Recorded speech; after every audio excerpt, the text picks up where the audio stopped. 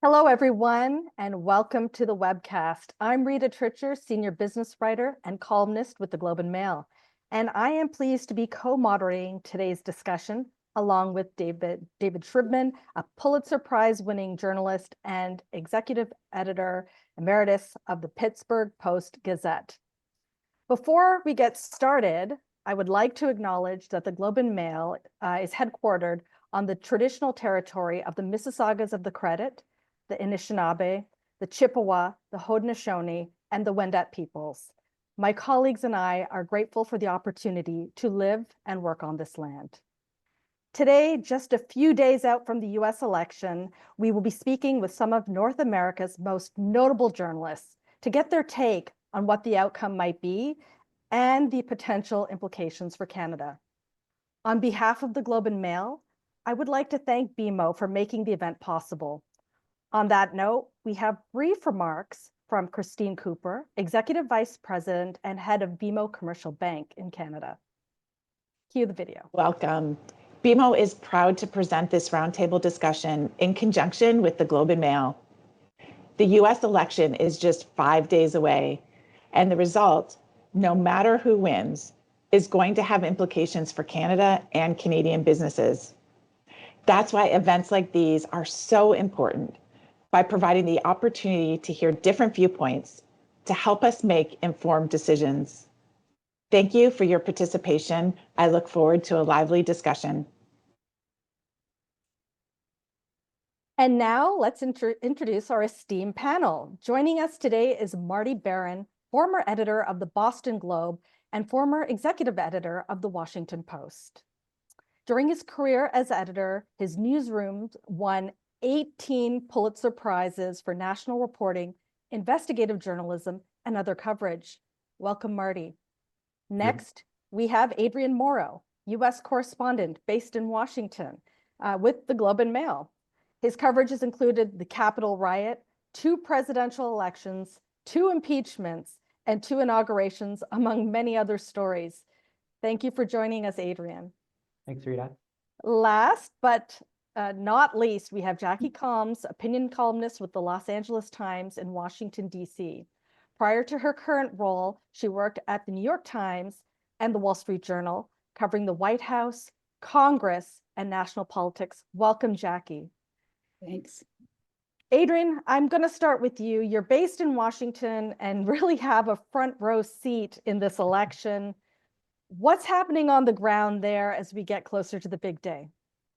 Well, last night I was at Kamala Harris's sort of closing argument rally on the National Mall, and what's interesting to me is that she really tried to sort of thread the needle between sounding the alarm as the Democrats see it on the threat that they see Donald Trump representing to democracy, without sort of going fully back to the sort of very earnest kind of warnings that you heard from Joe Biden when he was still the Democratic candidate, and instead sort of doing this kind of compare and contrast thing throughout her speech, where she was very overtly setting the entire thing up as a referendum on Donald Trump, but trying to sort of make it a bit of, Donald Trump brings chaos and division and makes everything, harder and makes people hate each other. And I'm sort of a unifier who's going to have a more conciliatory approach to government.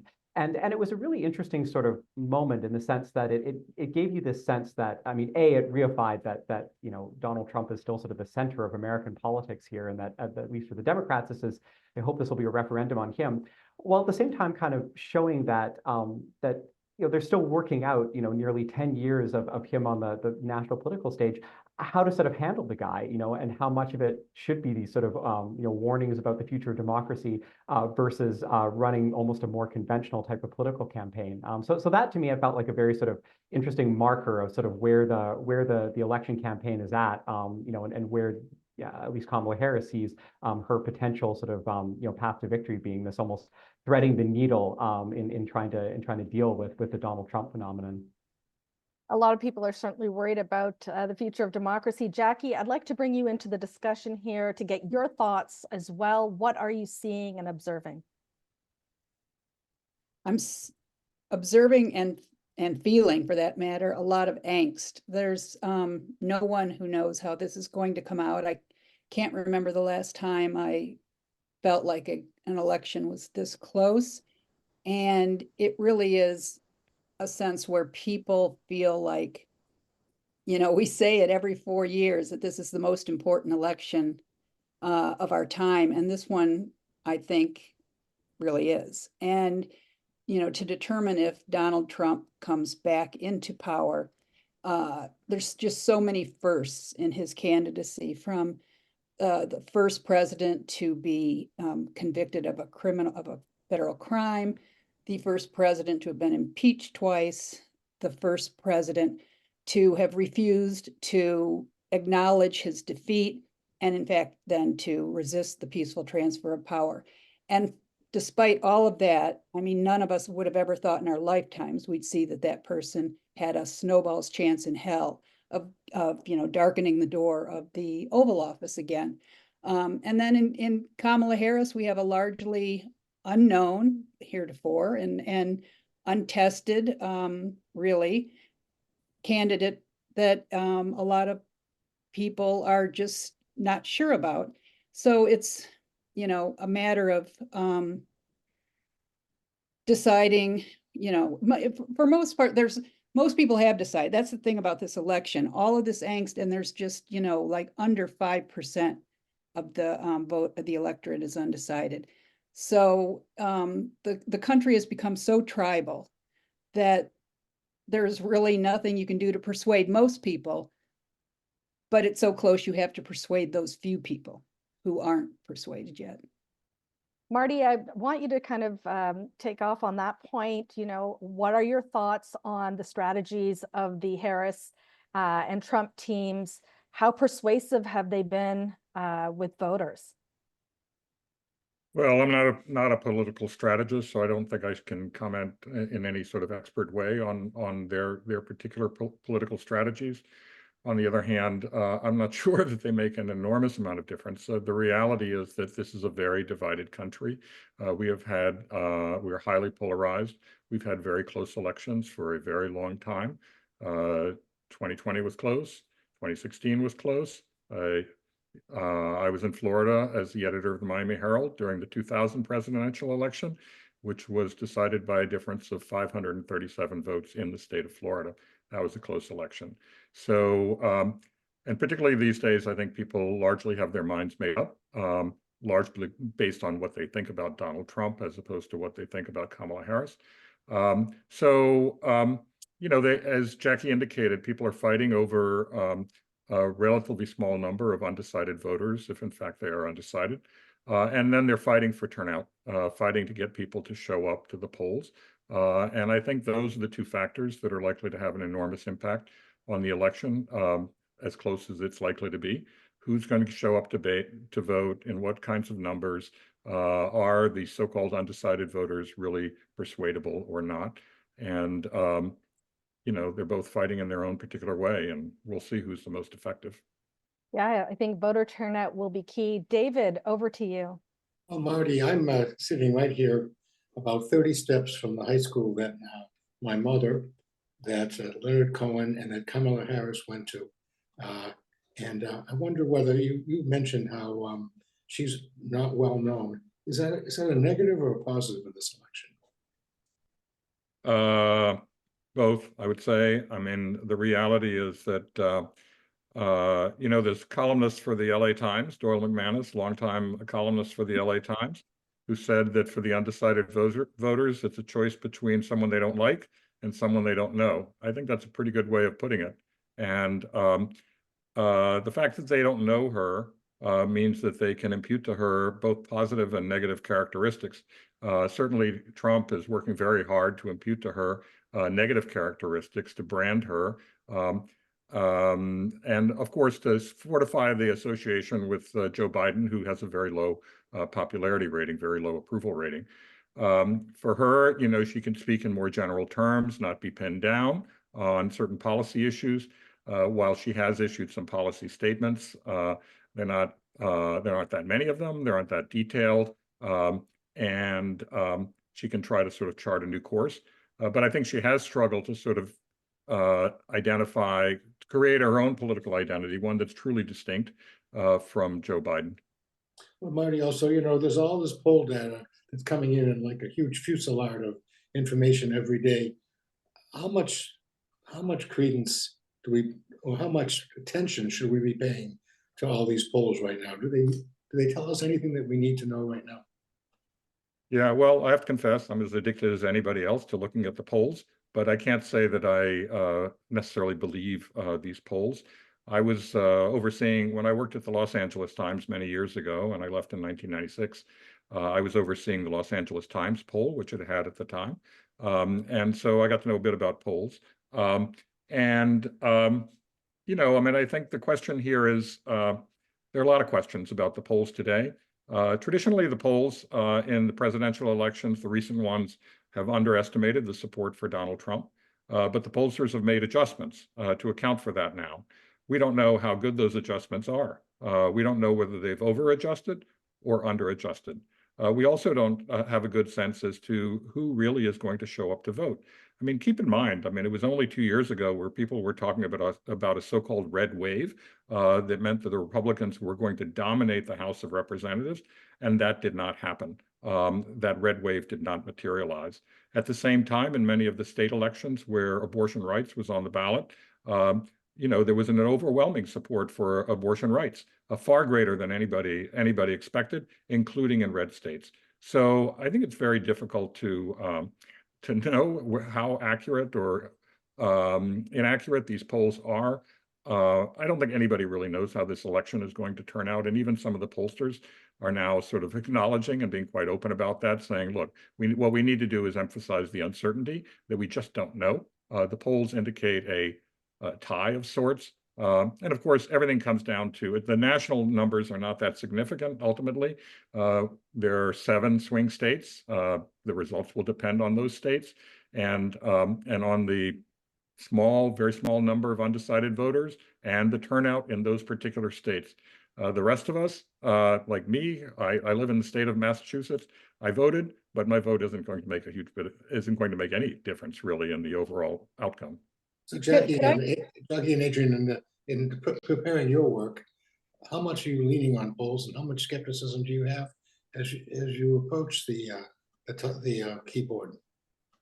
Well, I try to be skeptical to some extent because we've seen several, elections in recent years in which the pollsters got it somewhat wrong. I think sometimes that's exaggerated, but in any case, what I'm very interested in the polls, but the reason for my skepticism is that we seem to be in a period of real fluidity in our demographics and how people vote. Some trends of many years are changing, and I'm going to be particularly interested in how 3 groups vote in the end. And because they're shifting right now. One is college-educated men. Typically, college-educated men, and especially white men, were pretty reliable Republican voters. That's no longer true. They see the Republican Party, many of them, as too extreme. The Dobbs decision has affected their thinking as well as many women's thinking. Another group is non-college women. Again, this is a group that typically favored Republicans, but especially because of the Dobbs decision from the Supreme Court that overturned abortion rights, that group is going more towards Democrats. And we've seen that they've been very decisive in these elections that Marty talked about from 2022 and the off years, the odd numbered years. And then a third group is our minorities, people of color. And again, those were overwhelmingly, especially Black people, for Democrats. Latinos weren't as overwhelmingly, but significantly pro-Democrat. And we've seen ferment there and shift to the Republican Party to some extent among Black and Latino men. They're still the majority are for Democrats, but in close races like we're talking about, a small shift can make the difference, especially in those battleground states where there is a significant population of people of color. Adrian? Yeah, I mean, I think further to exactly that point, these last couple of presidential races have been so close that these kind of micro shifts in voter turnout could have, completely changed the ball game. I mean, if you add, something like 4%, turnout to Black voters between, 2016 to, the actual result in 2016, that tips the election to Hillary Clinton. If you subtract something like 80,000 votes from Joe Biden's vote total in 2020 across 4 states, he loses to Donald Trump. And so you end up with these kind of, and I think that's what makes the polls so difficult to call anything, because you can tell me that it's within the margin of error. You can tell me that there are ties kind of across the board, but that doesn't necessarily get at these tiny sort of demographic micro shifts that, that can determine the race. And I think that that's often something that's not, like swing voters, they exist, and we certainly talked about them, and it's an important factor. But I think sometimes what people miss a little bit is how much of it is just this question of who bothers to turn out to vote, and how many of these sort of low propensity voters, the people who never vote but to vote for Donald Trump, do they come out versus, again, the Democrats, get their turnout among their base up by, 3 percentage points in exactly the right state, with exactly the right issue to win an election. And I think that's sort of what both parties are trying to figure out. The Democrats, I think in 2020 had the pandemic, and to some extent the George Floyd protests that motivated a bunch of the exact kind of people that they needed to come out to vote, who maybe hadn't voted in 2016. But they're well aware that Donald Trump gained an enormous number of popular votes between 2016 and 2020. The Democrats only won by getting even more votes, improving their vote total even more than the Republicans did. And so they're very aware that, okay, is it abortion? Is that going to be sort of like the pandemic was in 2020? Can that motivate just the right number of people to kind of overcome Trump? And then on the Republican side, this notion that we're making all these inroads among, young guys who typically don't vote and feel a little bit disaffected. Does going on Joe Rogan's podcast get us like 2% more of those dudes in Pennsylvania to come to come to the ballot box that have never done that before? And I think that's what makes this stuff so finicky, is that it's these tiny shifts in voter motivation that can, that means that next week we could see, either side win decisively, or either side, eke out a narrow victory as they have the last, couple of cycles. So as a reporter, it's like the best you can do is try to go out to these places, talk to a broad swath of voters, and give readers a sense of what's on the minds of all these different people who might tilt the race, without sort of getting too far down the road or trying to prognosticate, because nobody really knows. Well, I mean, for the three of you, do you all think that immigration, which is an advantage for Trump, and reproductive rights, which is an advantage for Harris, do they even out? Do they negate each other? Is one more powerful than the other? And if so, who wins? Or is the economy, as it almost always is, the most important issue? Let's start with you, Marty. Well, I think the economy almost certainly is the most important issue. I think that is the primary concern about the Biden administration, is that there was a high level of inflation in the early years. Of course, it's moderated significantly since then. It's not at a high rate right now. On the other hand, prices are significantly higher than they were at the end of the Trump administration. Now, there's a reason for that, and that is that we were practically in a Great Depression at the end of the Trump administration because of the pandemic. And so when you don't have economic activity, prices are going to fall. But the reality is that more people are affected by inflation than are affected by unemployment. It affects everybody: the cost of groceries, the cost of gas, the cost of everything. You look at the cost of housing, the cost of mortgage interest rates right now. Housing has become highly unaffordable. I think that does weigh on the vote more than any other issue. At the same time, the other issues are important. Obviously, abortion rights, as we've already discussed, is a big motivator, particularly for women, but also men who are supportive of that. But immigration has been a huge point of vulnerability for the Biden administration. It's been astonishing to me that they allowed that to be a point of vulnerability. It's the reason that Donald Trump became the candidate of the Republican Party in the 2016 election. It's been a driving force for him. And there are many people in the country who are deeply concerned about that. And immigration, undocumented immigration, was at an extraordinarily high level in the first several years of the Biden administration. And only now, recently, has it really come under control. And so people are concerned about that. And one of the interesting things is by talking about people sort of laughed and thought it was ridiculous, and it was ridiculous that he was talking about immigrants, Haitian immigrants in particular, eating cats and dogs. But the reality is that it focused the public's attention on the issue of immigration, and it served the interests of Donald Trump to have people talking about immigration, whether he had his facts right or wrong, and he certainly had them totally wrong. It was absurd, but they were talking about immigration, and that's what he wants. He wants people to think about that. Jackie.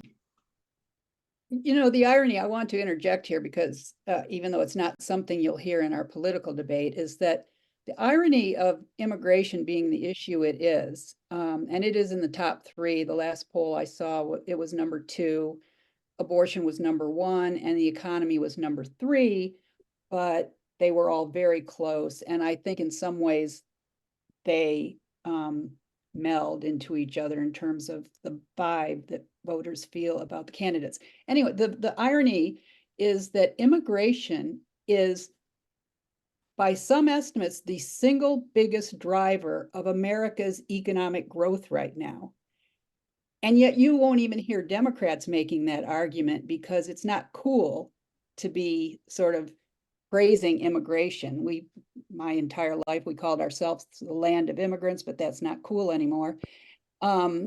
And just to give you one example, the Bloomberg Economics said that Trump's economic proposals would bring down growth, GDP in the United States by 8.9%.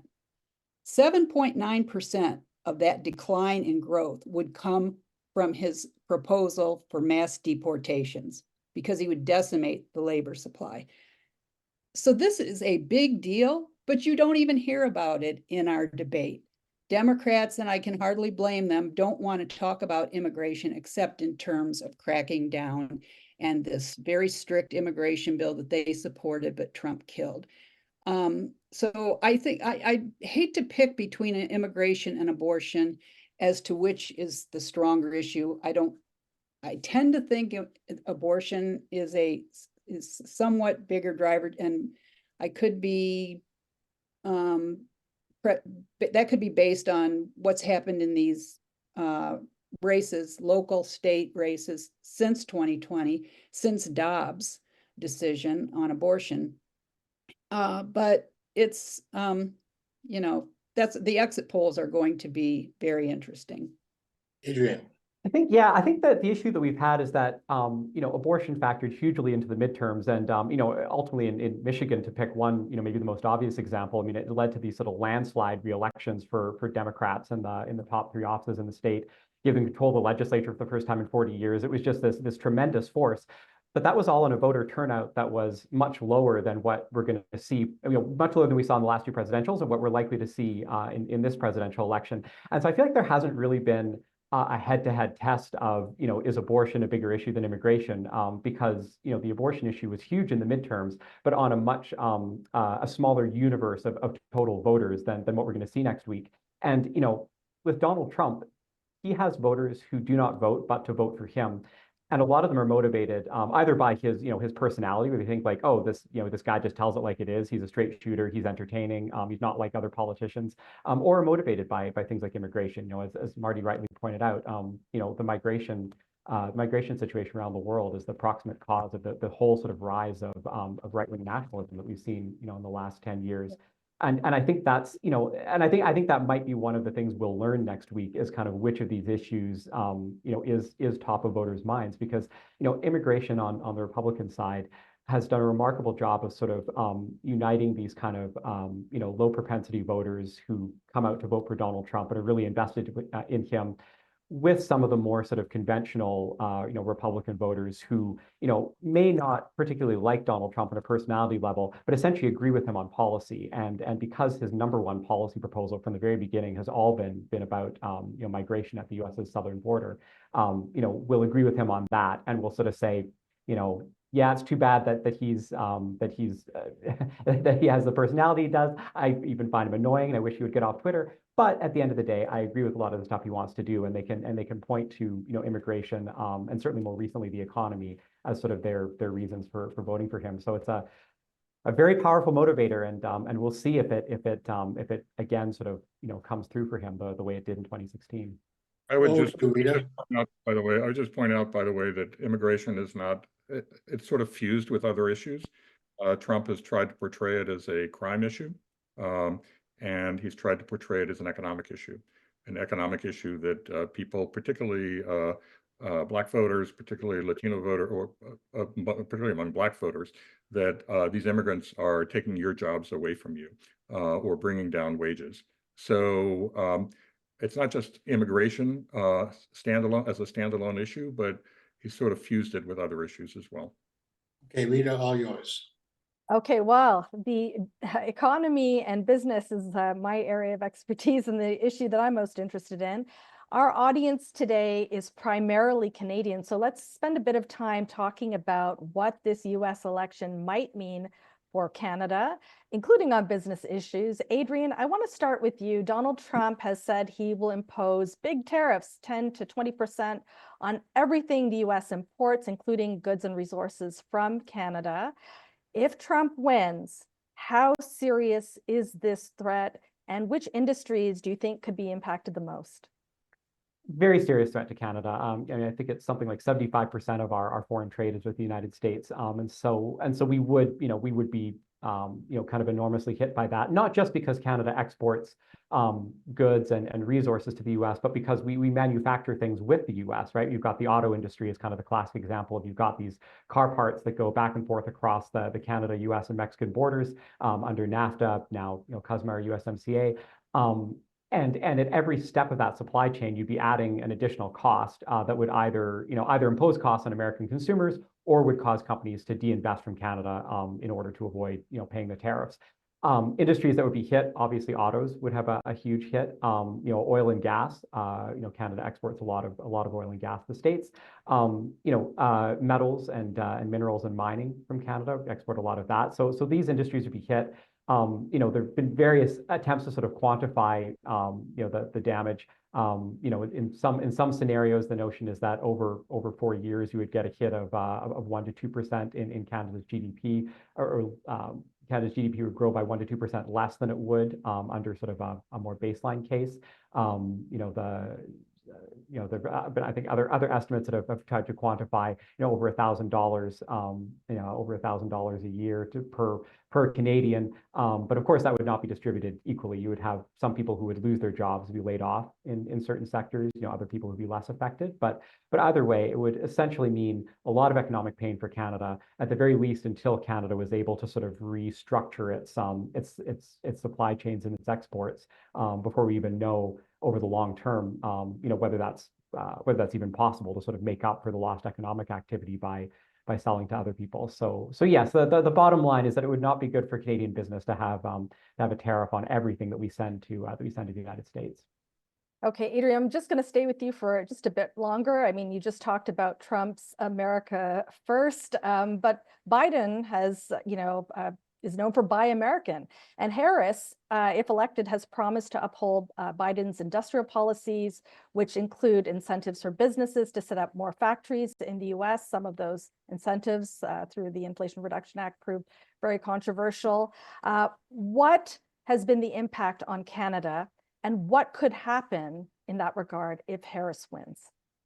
Yeah, I mean, essentially, Canada has almost never had any choice but to match. Whenever the U.S. government gives money to corporations to support industrial jobs or to encourage companies to set up their factories in the States, Canada really doesn't have much choice but to match that. And that happened under Biden, where under the Inflation Reduction Act, he was sending billions of dollars to the auto industry to set up to do transitions to making electric vehicles in the U.S.'s manufacturing heartland.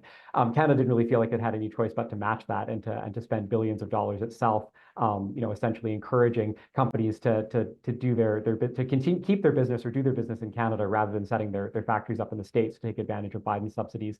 So if Kamala Harris wins and she continues that sort of industrial policy, and we saw that on chips as well, the Biden administration's subsidies to get a semiconductor industry to help semiconductor plants set up in the States. Kamala Harris has already indicated she would continue that. She has talked about giving more tax breaks to other industrial businesses to keep their plants in the States. I'm certain that Canada would attempt to match that, and essentially it would just mean that it would cost a lot of money for the Canadian government, for Canadian taxpayers, to basically match these American subsidies to business. These are the sorts of things that tend to be a bit more manageable for the Canadian government than dealing with tariffs. If for no other reason than Canadian governments love to give money to private corporations in order to be able to say that they created this many jobs and this or that community sort of thing. So it's the sort of thing that I think Canadian politicians are comfortable with.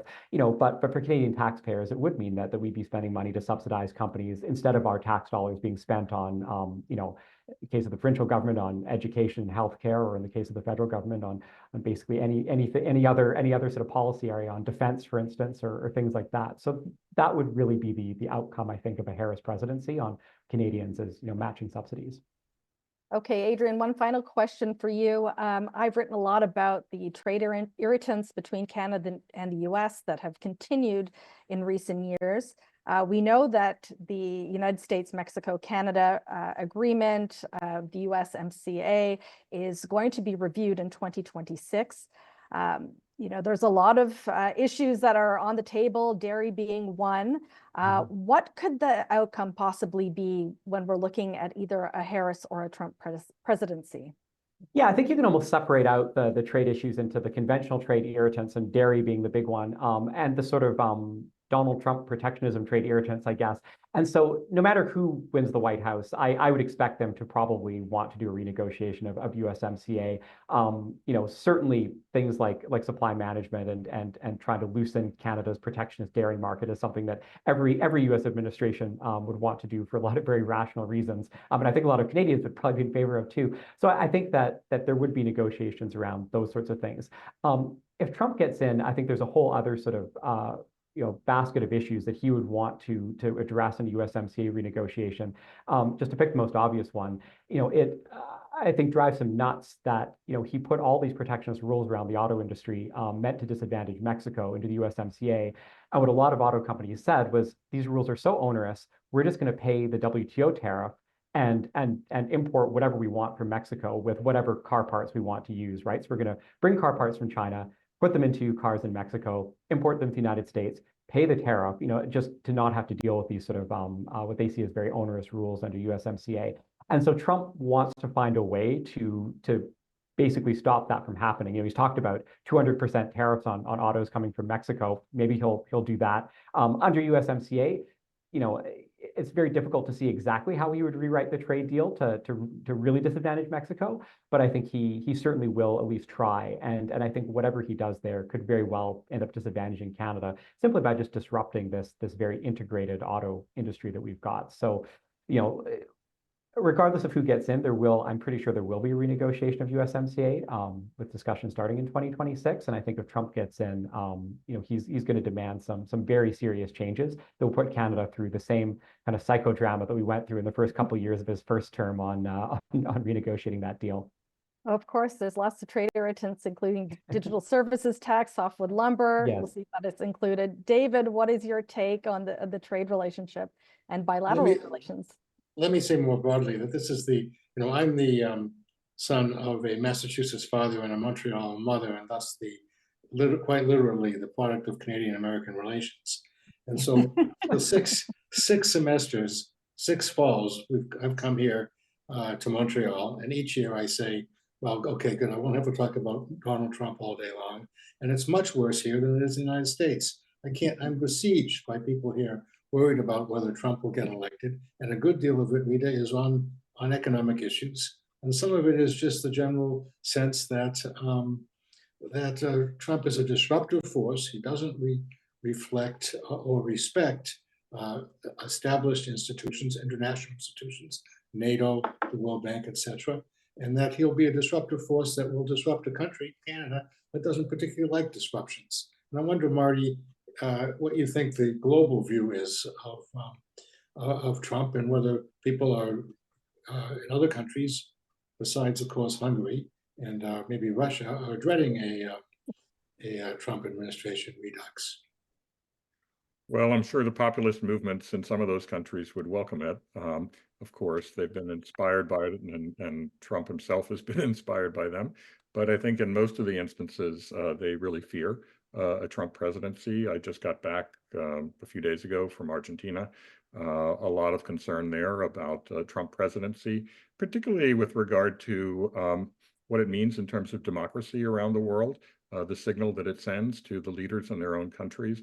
The U.S. has always been, has long been a model for the rest of the world on what a democracy should look like. And now people are super concerned about what might happen here if we no longer have a democracy, or if it's only a democracy in name only. If we have a leader who's behaving in an autocratic fashion, putting in measures that are the kinds of measures that we've seen in authoritarian governments around the world.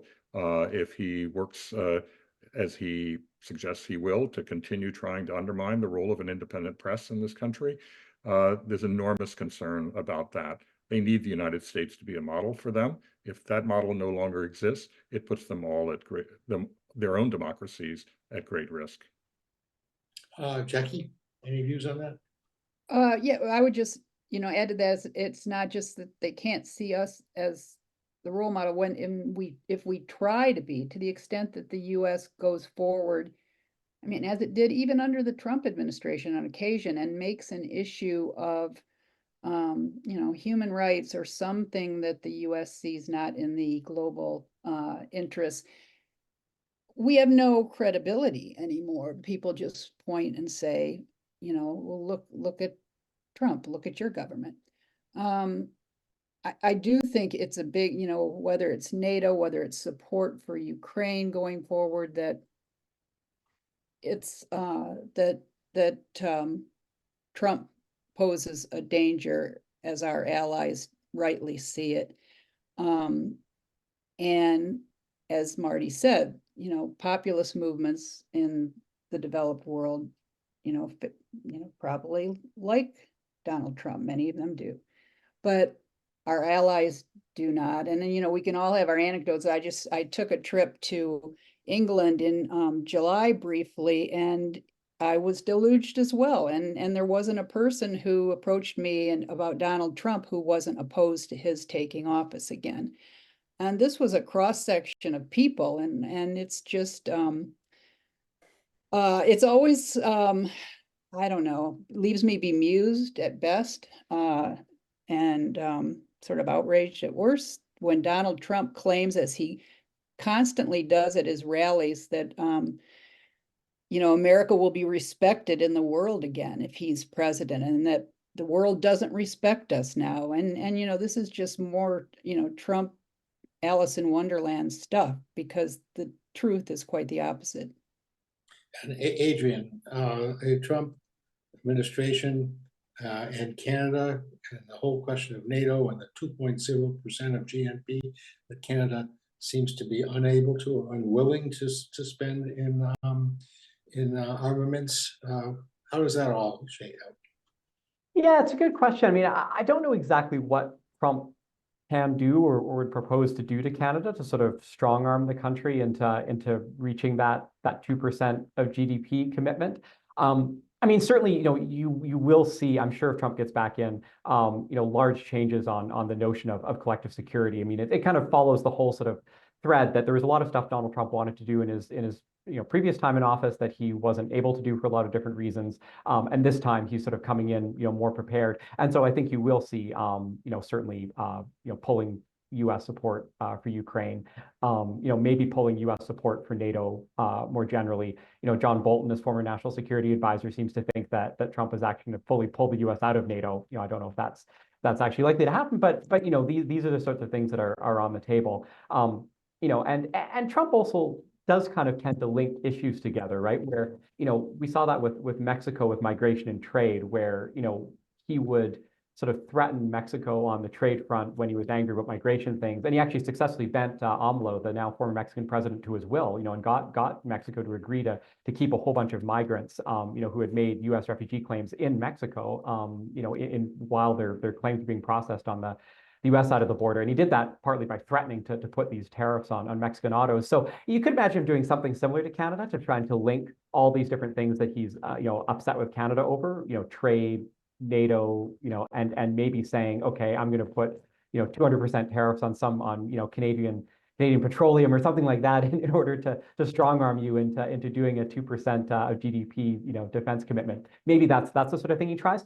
I don't know that he's sort of thought through all the steps of that, to the extent that he has some of his other policies. But yeah, certainly expect it to come up among the many other sort of bilateral issues. Rita, up to you again. Okay.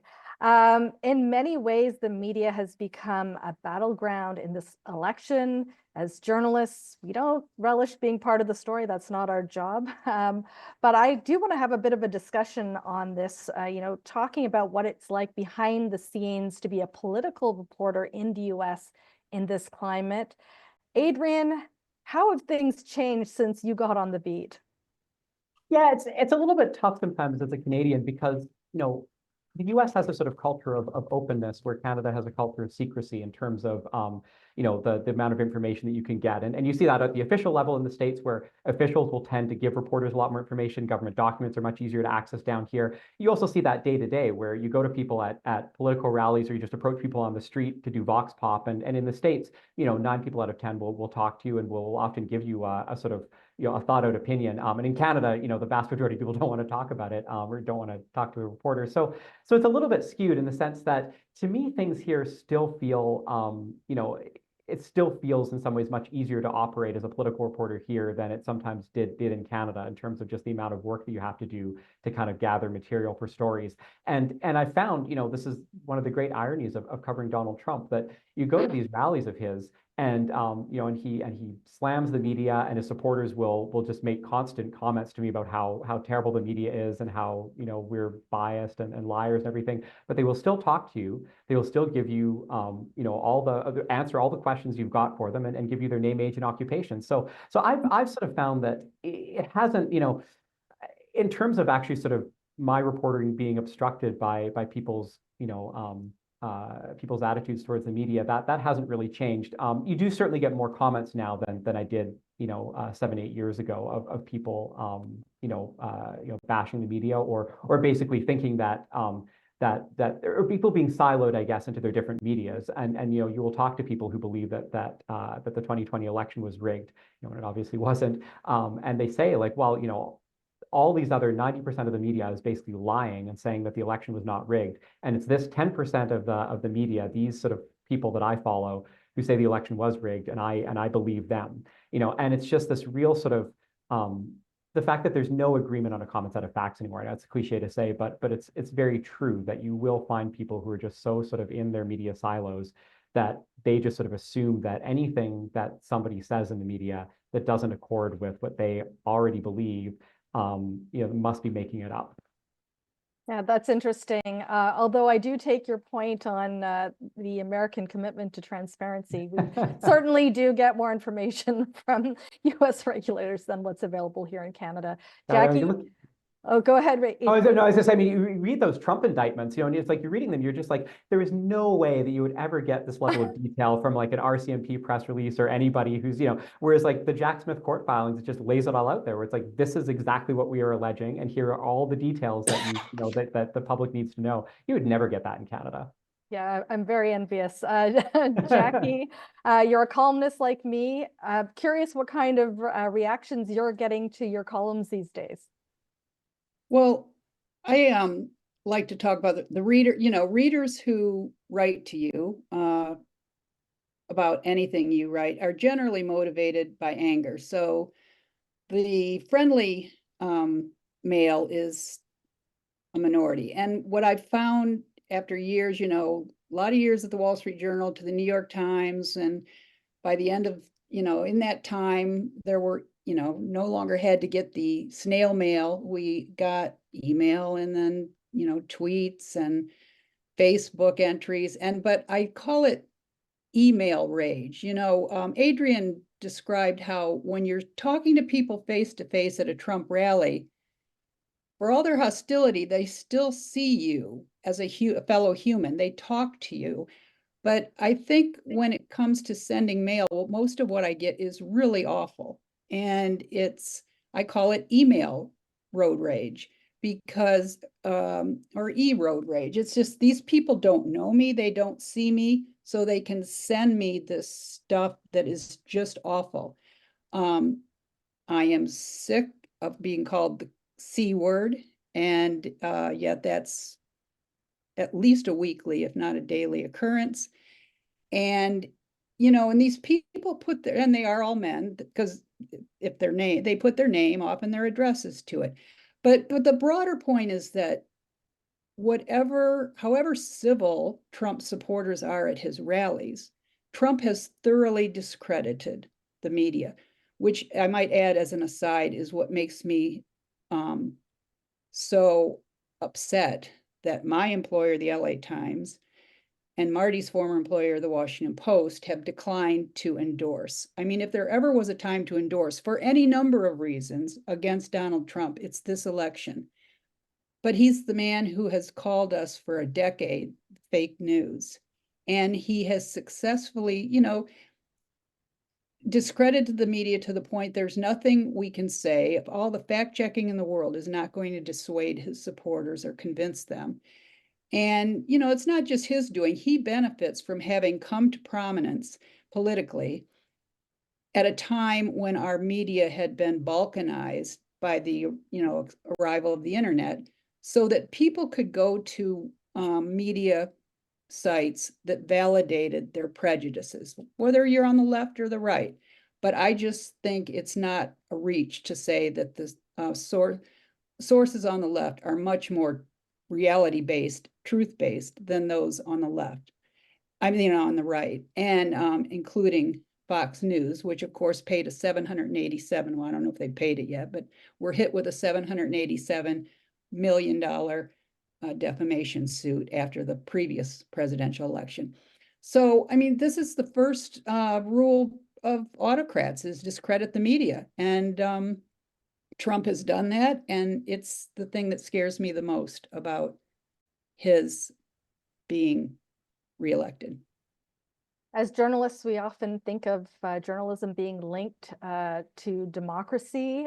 Marty, the bigger question here is the future of journalism and trust in the media.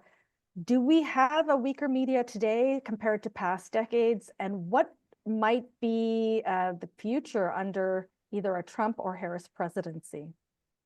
Sure. Well, first, I would say, with regard to the previous question, that Adrian might have a different experience if he said he came from the Washington Post, the New York Times, or CNN, rather than from Mail in Toronto. And I think that that's been reflected in the way a lot of reporters have been treated, where they are not spoken to, where they are continually harassed and threatened, to the point where when I was at the Post, and I retired in February of 2021, we had to increase our security to an extraordinary degree because of the threats that people received. So as to how the media will be treated in a Trump or Harris administration, well, I think with regard to Harris, it won't be very different from the way it is today. With Trump, it'll be completely different. He has counted as one of his greatest triumphs the fact that he has been able to erode significantly confidence in the media, and to actually contribute to its already perilous economic stability. He will endeavor to do the same and more in a second term. He's already threatened to take away the broadcast licenses for affiliates of the major networks in this country, ABC, CBS, NBC. He has talked about his desire to put journalists in jail. He has said at his rallies that, particularly with regard to leaks, and particularly with regard to national security leaks, that he would like to see journalists put in jail, where, as he puts it, they would meet their spouse. And by that, he means that they would be subjected to sexual assault. I would not be surprised if he embarked on an effort to restrict information, to access to a lot of information. My guess is he'll probably end up classifying a bunch of documents that don't need or deserve to be classified. And this would be by the same guy who took a bunch of classified documents to Mar-a-Lago and showed them to all his buddies. I would not be surprised if he started to threaten advertisers in traditional news outlets. So, you know, the news media in the United States and in other countries, of course, has faced enormous challenges. I think the challenges will be far, far greater, and if there is a second Trump government, and we need to prepare ourselves for that. It's going to be exceptionally difficult. He does not believe in a free and independent press. The way that he defines a free and independent press is a press that supports him 100%. Keep in mind that he also sharply criticized Fox News for merely interviewing Kamala Harris, for merely interviewing one of her spokespeople. That's it. He views that as disqualifying. That is the behavior of an autocrat, and we should say that quite frankly. So we're in for difficult times if he does get back into the White House, and we really need to think how we can respond to that. Marty, do you think that press freedoms would be improved under a Harris presidency, or stay the same or decline? I would imagine they'll stay pretty much as they are today. I don't see that she has a particular agenda with regard to the press. We're going to continue to face other challenges. Obviously, the economic challenges that we face today, the fragmentation of the media market, the radically different ways that people are consuming information today, which poses a challenge to traditional media. You know, you asked about our presence in the economic ecosystem. It is diminished compared to what it was before. That's for certain. So we will continue to confront all of those enormous challenges, but not the same. Those are challenges of a different character than the kind that we are likely to face under a second Trump administration. David, your thoughts on press freedoms? Well, I was just talk to Marty a little bit about the elephant or the donkey as well. You know, Marty and I have worked together at one newspaper where the separation between the editorial page and the news pages was sacred and never disrupted. And we've worked also, though not at the same time, at other newspapers that shared that value. So the question really I wanted to talk to Marty a little bit about was one of the very important issues that's kind of floating around American politics right now, and that is whether newspapers should make endorsements, and whether, as Marty suggested before, there is pressure either implicitly or explicitly on publishers who have other kinds of financial issues. This is not an ambush on Marty, because he has spoken really quite forthrightly and quite bravely on this issue, and I wonder if you might share it with this Canadian audience. Sure. For background, we should make clear we're talking about the decision by Jeff Bezos not to run an endorsement for a presidential candidate this year. Well, it's specifically not to run an endorsement for Trump, which had been, for Harris, which had been drafted. Yeah, there had been an editorial drafted, but he says the policy is that they don't intend to endorse presidential candidates ever again during his ownership of the Washington Post. And I'm concerned about that for a variety of reasons, which are apart from my own, let's say, political views. But I think the timing is terrible. It occurred 11 days before the election. If he had made this decision 3 years ago, 2 years ago, a year ago, maybe even 6 months ago, although it's getting pretty close, then I might have said, that's fine. It's your choice. You want to make presidential endorsements. You don't want to make presidential endorsements. Fine. You don't want to have editorials endorsing other political candidates. That's fine. Whatever. You don't want to have editorials at all. Well, there's some newspapers that have decided not to do that as well. But that's not what happened here. It did not come after a long discussion about presidential endorsements, deliberative conversations. It did not come after a long study about measures to improve trust in media. Certainly, Jeff Bezos talked about presidential endorsements as undermining trust in media in a note to readers that he published the other day. But there's no evidence that presidential endorsements published every 4 years have any significant impact on public's perception of media bias. There are a lot of factors. It's a complicated subject. It's largely the result of media fragmentation and what Jackie referred to before, which was the ability of people now to go to any source of information that affirms their pre-existing point of view. Look, the Washington Post has been making presidential endorsements since 1976. What happened in 1976, and who made that decision? Well, first of all, the decision was made by Katharine Graham, legendary leader of the Washington Post, owner of the Washington Post, and who was totally committed to the idea of independence for the Washington Post. I don't think she felt that she was violating the spirit of independence. And then she was followed by Don Graham, her son. And he also has been faithful to the idea of independence of the newspaper. But what happened in 1976? It came right after Watergate. We had a president in Richard Nixon who had abused his power and who had weaponized the US government against his perceived political enemies. What do we have today in the campaign? We have a presidential candidate in Donald Trump who, when he was in office, he abused his power, and he endeavored, particularly toward the end of his administration, to weaponize the US government against his perceived political enemies. And he promises to do more of that, and to do it to a greater degree if he gets back into office. He has promised to exact vengeance on his political enemies. And Jeff Bezos, in his mind, is a political enemy. Why? Because of his ownership of the Washington Post.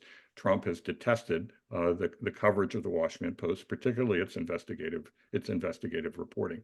And so Jeff Bezos has a conflict of interest. That's always been recognized. He is the largest shareholder in Amazon, which he founded. It has a lot of government contracts, particularly in the area of cloud computing. He owns Blue Origin, space venture, and that's pretty much completely dependent upon government contracts. And by the way, right now you have Elon Musk, who is a rival of Jeff Bezos in the area of space ventures, who is contributing mightily to the Trump campaign, over $100 million so far, and is whispering in his ear constantly. And, seems like every time he whispers in his ear, he turns over a big wad of cash. So that's what we have. That's what he's facing. I understand his desire. I think he's navigated it really well up till now.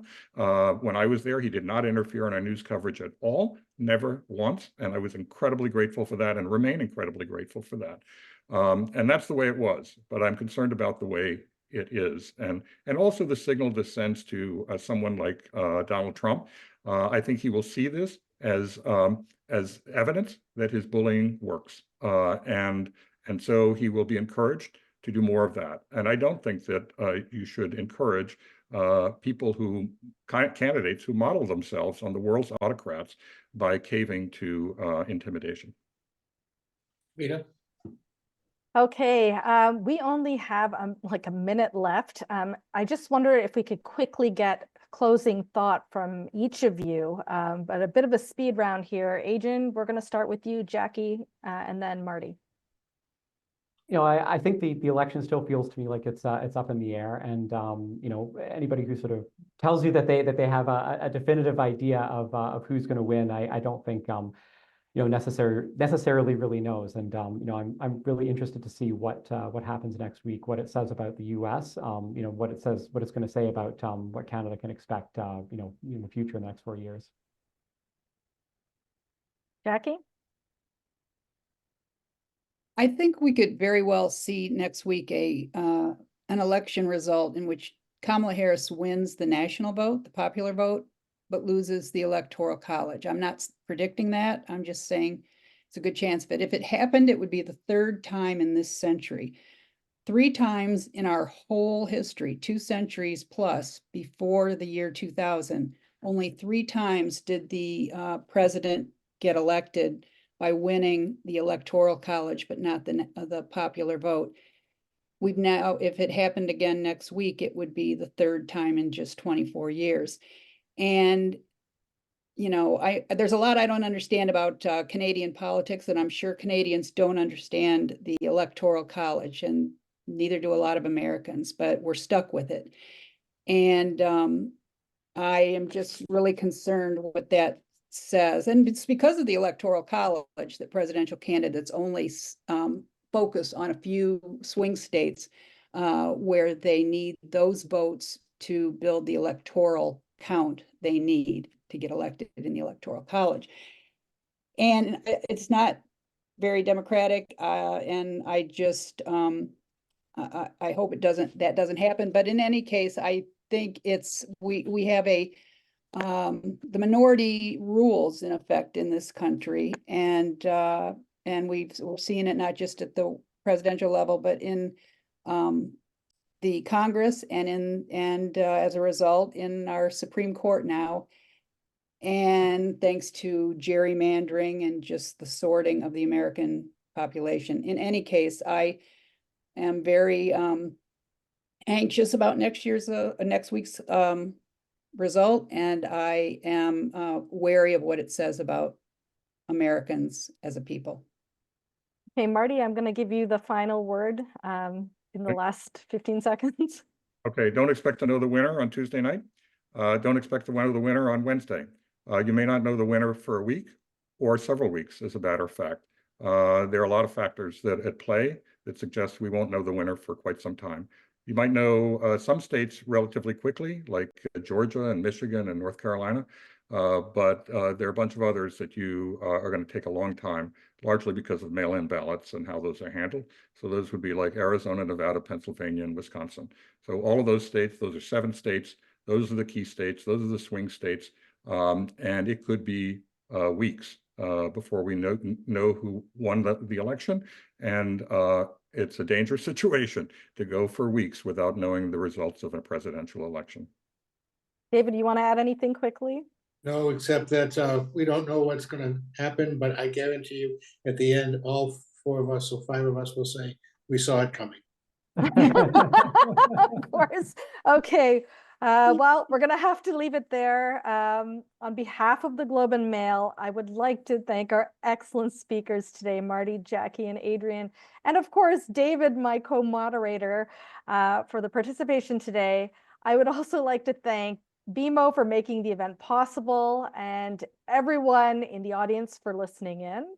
All those who registered for the event will receive a link to the recording so you can view the discussion again or share it. Thank you again for tuning in, and have an enjoyable rest of the afternoon. Goodbye.